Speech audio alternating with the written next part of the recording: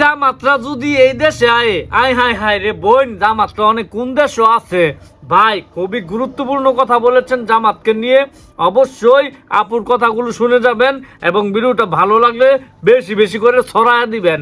আগে আপুর কথাগুলো শোনেন, ঠিকঠাক বলছে নাকি কোনো বেল লাগাইছে, কথাগুলো ভাই শোনেন আগে। এই জামাতরা যদি এই দেশে আহে তাহলে আমাকে 30 লক্ষ মানুষ মারছে, 2 লক্ষের মা বোনের ইজ্জত মারছে, এটার বিনিময় কি হয়েছে? এই দেশের মানুষের লজ্জার দরকার। যা আওয়ামী লীগ, বিএনপি, জাতীয় পার্টি সবাই আপনারা ঐক্যবদ্ধ থাকবেন, আপনারা হানাহানি করবেন না।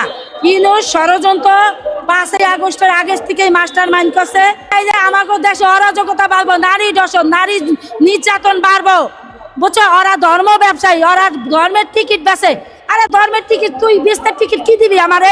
আমি যদি নামাজ না পড়ি, আমি যদি একজনের পাশে না থাকি, আমি যদি সহযোগিতা না করি, আমি দোজকে যাবো। তুই কি আর আমারে বেচতে টিকিট দিবি?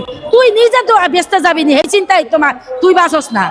তোর এই চিন্তা তুই কর, তুই আমাকে কেমনে বেচতে নিবি? আমাকে ইমান আমাকে কাছে, আমাকে নামাজ আমাকে কাছে, আমাকে সবকিছু আমাকে আমার কাছে। আমি শুধু মাইসের লাগে আকাম করে বেড়ামো, একজনের ভাত দিব না, দর্শন করবো, আর একজনের রাস্তায় ডাকাতি করে মারবো, আর আমি জান্নাতে যাবো। জান্নাত তো ওই বানায় দিয়েছে।